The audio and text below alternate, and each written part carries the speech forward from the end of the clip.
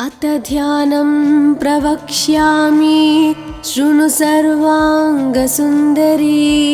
यत्कृतं देवदेवेन ध्यानं हनुमतः प्रियं।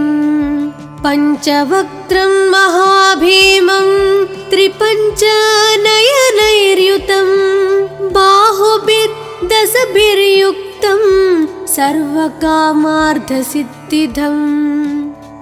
पूर्वं तु वानरं वक्त्रं कोटिसूर्यसमप्रभं दंष्ट्राकरालवदनं भ्रुकुटीकुटिलेक्षणम्। अस्यैव दक्षिणं वक्त्रं नारसिंहं महाद्भुतम् अत्युग्रतेजवपुषं भीषणं भयनाशनम्। पश्चिमं गारुडं वक्त्रं वक्रतुण्डं महाबलं सर्वनागाप्रशमनं विषभूतादिकृन्तनम्। उत्तरं सौकरं वक्त्रं कृष्णं दीप्तं नभोपमं पातालसिंहवेताल ज्वररोगादिकृन्तनम्। ऊर्ध्वं हयाननं घोरं दानवान्तःकरं परं येन वक्त्रेण विप्रेन्द्र तारकख्यं महासुरं। जगानसरसं तत्स्यात् सर्वशास्त्रहरं परं ध्यात्वा पञ्चमुखं रुद्रं हनुमन्तं दयानिधिम्। खड्गं त्रिशूलं खट्वाङ्गं पाशाङ्कुशपर्वतं मुष्टिं कौमदकीं वृक्षं धारयन्तं कमण्डलं। बिन्दिपालं ज्ञानमुद्रां दशाभिमुनिपुङ्गवम् एतानि युधजालानि धारयन्तं भजाम्यहम्। प्रीतासनोपविष्टं तं सर्वाभरणभूषितं दिव्यमाल्याम्बरधरं दिव्यगन्धानुलेपनम्। सर्वाश्चर्यमयं देवं हनुमद्विश्वतोमुखं पञ्चास्यम् अच्युतम् अनेक विचित्रवर्णावक्त्रं शशाङ्कशिखरं कपिराजवर्यं पीताम्बरादिमुकुटैरूपशोभिताङ्गम्। पिङ्गाक्षम् आद्यम् अनिशं मनसा स्मरामि। मर्कतीशं महोत्साहं सर्वाश्रुहरं परं शत्रुसंहार मां रक्ष श्रीमन्नापडनुद्धर। ॐ हरिमरकटमरकटमन्त्रमिदं परिलिख्यति लिख्यति वामतले। यदि नश्यति नश्यति शत्रुकलां यदि मुञ्चति मुञ्चति वामलता। इदं कवचं पठित्वात् महाकवच पठे नरः एकवारं जपे स्तोत्रं सर्वशत्रुनिवारणं। द्विवारं तु पठे नित्यं पुत्रपौत्रप्रवर्धनं। त्रिवारं च पठे नित्यं सर्वसमाप्तकरं शुभम्। चतुर्वारं पठे नित्यं सर्वरोगनिवारणं। पञ्चवारं पठे नित्यं सर्वलोकवशङ्करं। षड्वारं च पठे नित्यं सर्वदेवावशङ्करं। सप्तवारं पठे नित्यं सर्वसौभाग्यदायकम्। अष्टवारं पठे नित्यं मिष्टकामार्थसिद्धिदम्। नववारं पठे नित्यं राजभोगमवाप्युनात् 10 वारं पठे नित्यं त्रैलोक्यज्ञानदर्शनं रुद्रावृत्तिं पठे नित्यं सर्वसिद्धिर्भवेर्ध्रुवम् कवचस्मतरणेनैव महाबलमवाप्नुयात् सुदर्शनसंहितायां श्रीरामचन्द्रसीताप्रोक्तं श्रीपञ्चमुखहनुमत्कवचं सम्पूर्णम्।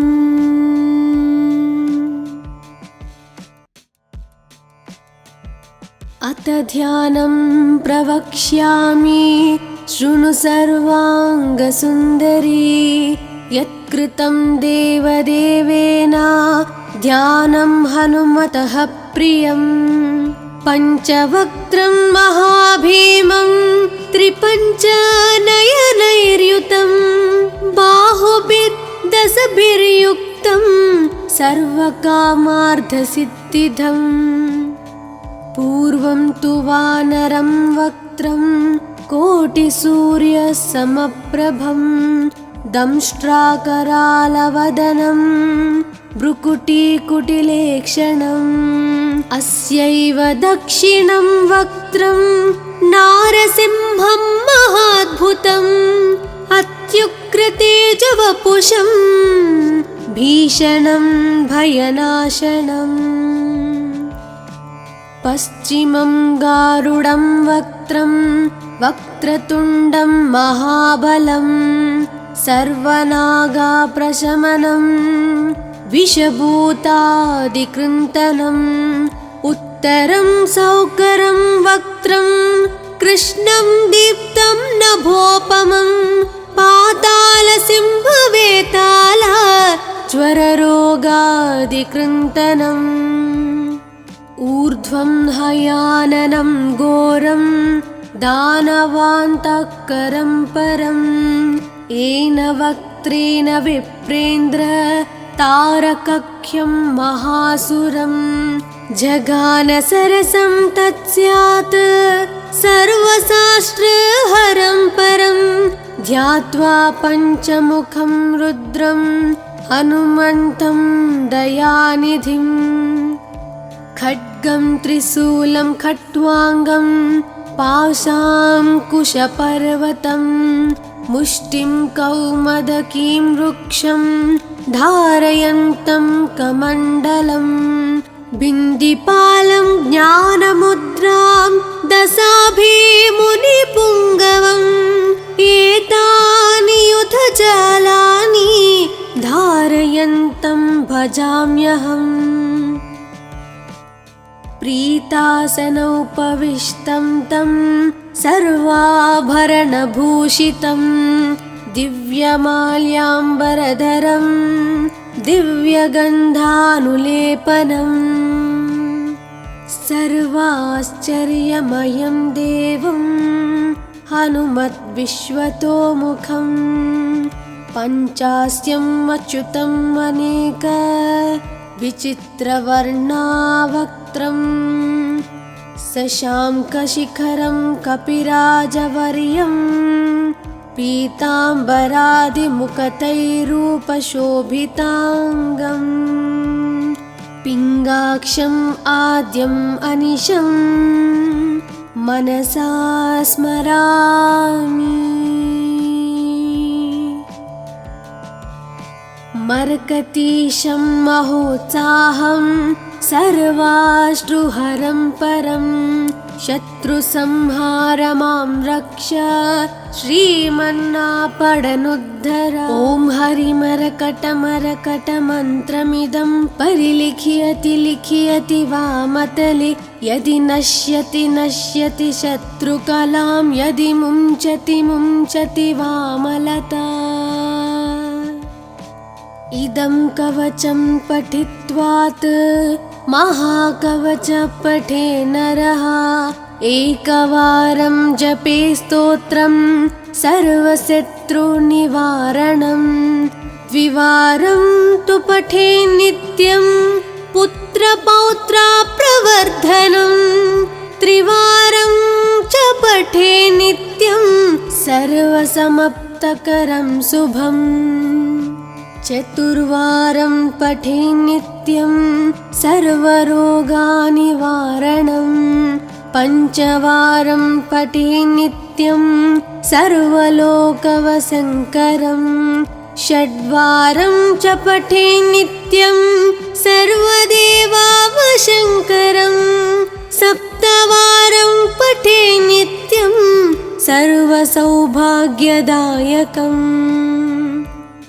अष्टवारं पठे नित्यं मिष्टकामार्थसिद्धिदं नववारं पठे नित्यं राजभोगमवाप्नुयात् दशवारं पठे नित्यं त्रैलोक्यज्ञानदर्शनं रुद्रावृत्तिं पठे नित्यं सर्वसिद्धिर्भवेर्ध्रुवम्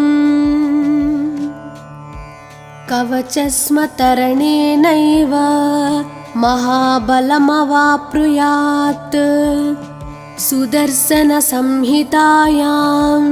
श्रीरामचन्द्रसीताप्रोक्तं श्रीपञ्चमुखहनुमत्कवचं सम्पूर्णम्।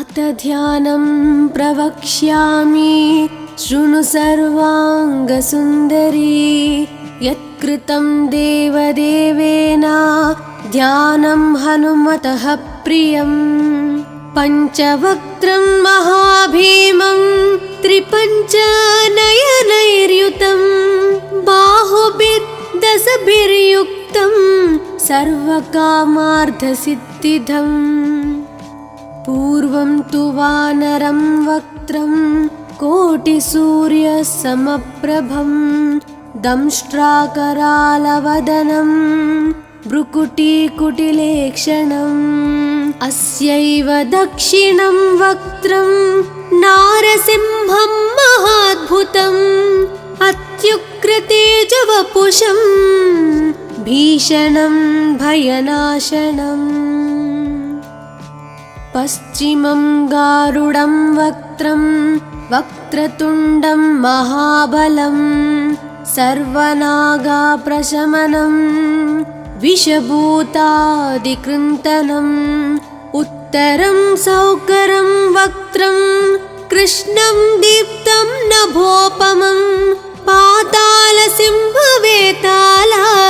ज्वररोगादिकृन्तनम् ऊर्ध्वं हयाननं घोरं दानवान्तकरं परम् येन वक्त्रेण विप्रेन्द्र तारकख्यं महासुरं जगानसरसं तत्स्यात् सर्वशास्त्रहरं परं ध्यात्वा पञ्चमुखं रुद्रं हनुमन्तं दयानिधिम् खड्गं त्रिशूलं खट्वाङ्गं पाशाङ्कुशपर्वतं मुष्टिं कौमदकीं वृक्षं धारयन्तं कमण्डलं बिन्दिपालं ज्ञानमुद्रां दशाभिमुनिपुङ्गवम् एतानि युधजालानि धारयन्तं भजाम्यहम् प्रीतासनोपविष्टं तं सर्वाभरणभूषितं दिव्यमाल्याम्बरधरं दिव्यगन्धानुलेपनम् सर्वाश्चर्यमयं देवं हनुमद्विश्वतोमुखं पञ्चास्यम् अच्युतम् अनेक विचित्रवर्णावक्त्रं शशाङ्कशिखरं कपिराजवर्यं पीताम्बरादिमुकुटैरूपशोभिताङ्गम् पिङ्गाक्षम् आद्यम् अनिशं मनसा स्मरामि। मर्कटीशं महोत्साहं सर्वाश्रुहरं परं शत्रुसंहारमां रक्ष श्रीमन्नापडनुद्धर। ॐ हरिमरकटमरकटमन्त्रमिदं परिलिख्यति लिख्यति वामतले। यदि नश्यति नश्यति शत्रुकलां यदि मुञ्चति मुञ्चति वामलता। इदं कवचं पठित्वात् महाकवच पठे नरः। एकवारं जपे स्तोत्रं सर्वशत्रुनिवारणं। द्विवारं तु पठे नित्यं पुत्रपौत्राप्रवर्धनं। त्रिवारं च पठे नित्यं सर्वसमाप्तकरं शुभम्। चतुर्वारं पठे नित्यं सर्वरोगनिवारणं। पञ्चवारं पठे नित्यं सर्वलोकवशङ्करं। षड्वारं च पठे नित्यं सर्वदेवावशङ्करं। सप्तवारं पठे नित्यं सर्वसौभाग्यदायकम्। अष्टवारं पठे नित्यं मिष्टकामार्थसिद्धिदं। नववारं पठे नित्यं राजभोगमवाप्नुयात्। दशवारं पठे नित्यं त्रैलोक्यज्ञानदर्शनं। रुद्रावृत्तिं पठे नित्यं सर्वसिद्धिर्भवेर्ध्रुवम्। कवचस्मतरणेनैव महाबलमवाप्नुयात्। सुदर्शनसंहितायां श्रीरामचन्द्रसीताप्रोक्तं श्रीपञ्चमुखहनुमत्कवचं सम्पूर्णम्।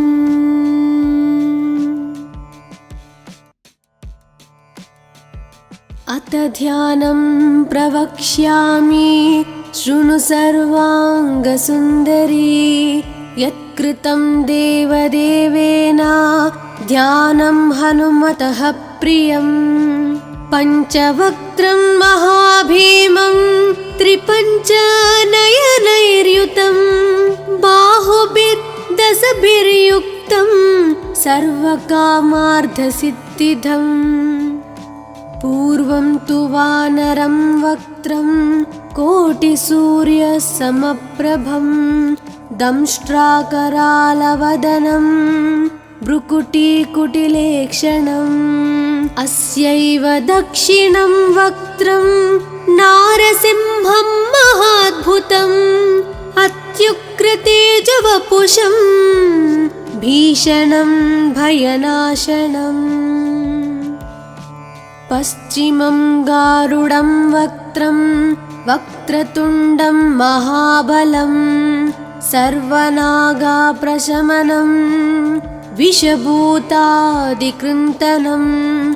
उत्तरं सौकरं वक्त्रं कृष्णं दीप्तं नभोपमं। पातालसिंहवेताल ज्वररोगादिकृन्तनम्। ऊर्ध्वं हयाननं घोरं दानवान्तकरं परम्। येन वक्त्रेण विप्रेन्द्र तारकख्यं महासुरं।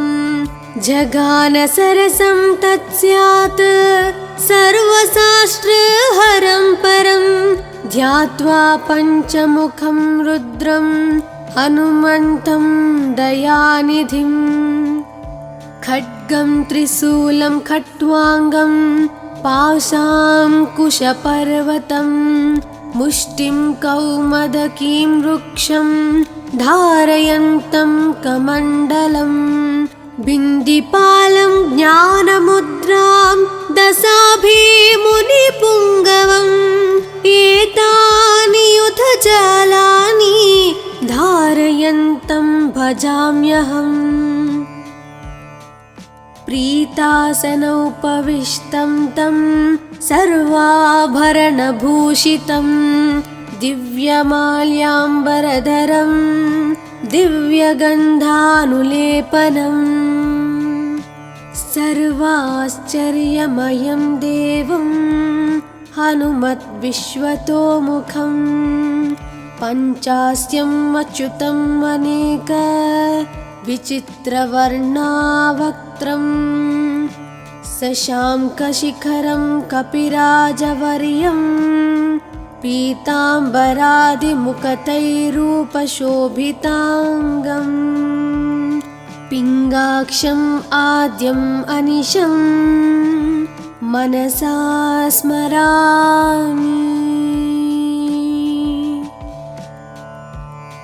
मर्कतीशं महोत्साहं सर्वाश्रुहरं परं शत्रुसंहारमां रक्ष श्रीमन्नापडनुद्धर। ॐ हरिमरकटमरकटमन्त्रमिदं परिलिख्यति लिख्यति वामतले यदि नश्यति नश्यति शत्रुकलां यदि मुञ्चति मुञ्चति वामलता।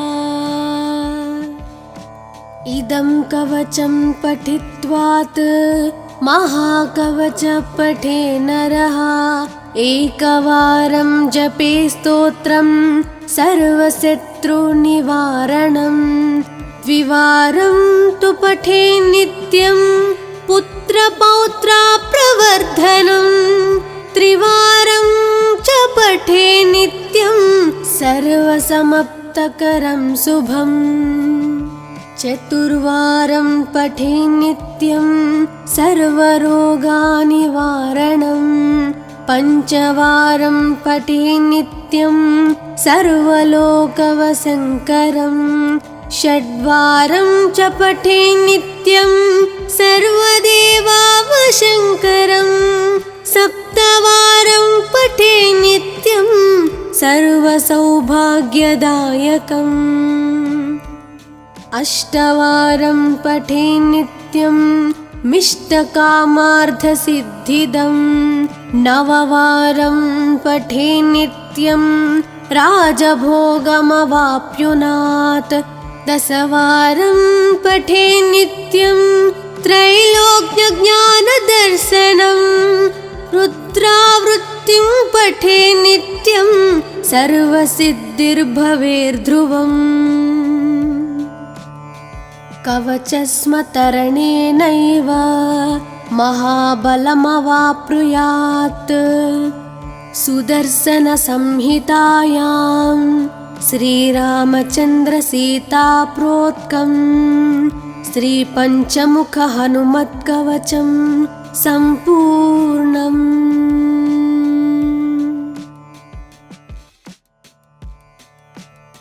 अथ ध्यानं प्रवक्ष्यामि शृणु सर्वाङ्गसुन्दरी यत्कृतं देवदेवेन ध्यानं हनुमतः प्रियं पञ्चवक्त्रं महाभीमं त्रिपञ्चनयनैर्युतं बाहुभिर्दशभिर्युक्तं सर्वकामार्थसिद्धिदम् पूर्वं तु वानरं वक्त्रं कोटिसूर्यसमप्रभं दंष्ट्राकरालवदनं भ्रुकुटीकुटिलेक्षणम् अस्यैव दक्षिणं वक्त्रं नारसिंहं महाद्भुतम् अत्युग्रतेजवपुषं भीषणं भयनाशनम् पश्चिमं गारुडं वक्त्रं वक्रतुण्डं महाबलं सर्वनागाप्रशमनं विषभूतादिकृन्तनम् उत्तरं सौकरं वक्त्रं कृष्णं दीप्तं नभोपमं पातालसिंहवेताल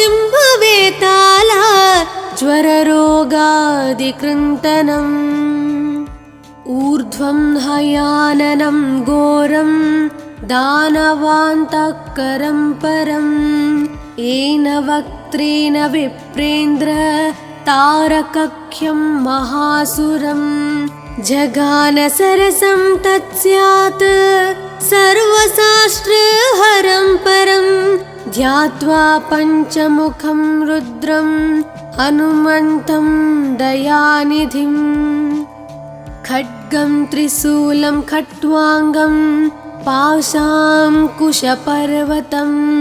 मुष्टिं कौमदकीं वृक्षं धारयन्तं कमण्डलम् बिन्दिपालं ज्ञानमुद्रां दशाभिमुनिपुङ्गवम् एतानि युधजालानि धारयन्तं भजाम्यहम् प्रीतासनोपविष्टं तं सर्वाभरणभूषितं दिव्यमाल्याम्बरधरं दिव्यगन्धानुलेपनम् सर्वाश्चर्यमयं देवं हनुमद्विश्वतोमुखं पञ्चास्यम् अच्युतम् अनेक विचित्रवर्णावक्त्रं शशाङ्कशिखरं कपिराजवर्यं पीताम्बरादिमुकुटैरूपशोभिताङ्गम् पिङ्गाक्षम् आद्यम् अनिशं मनसा स्मरामि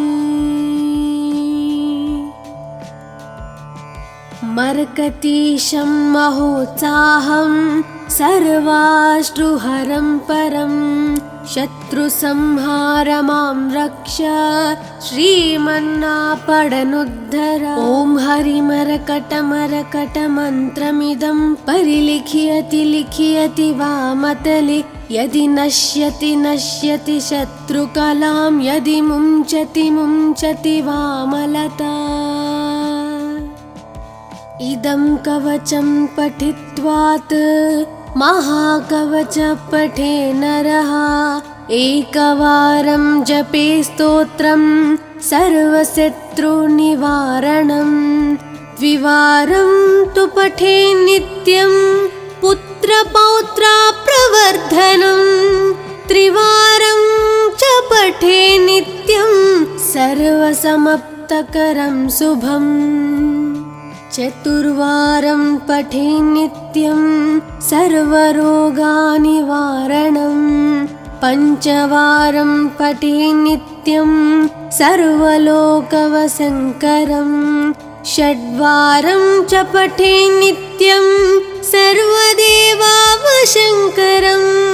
सप्तवारं पठे नित्यं सर्वसौभाग्यदायकम् अष्टवारं पठे नित्यं मिष्टकामार्थसिद्धिदं नववारं पठे नित्यं राजभोगमवाप्नुयात् दशवारं पठे नित्यं त्रैलोक्यज्ञानदर्शनं रुद्रावृत्तिं पठे नित्यं सर्वसिद्धिर्भवेर्ध्रुवम् कवचस्मतरणेनैव महाबलमवाप्नुयात् सुदर्शनसंहितायां श्रीरामचन्द्रसीताप्रोक्तं श्रीपञ्चमुखहनुमत्कवचं सम्पूर्णम्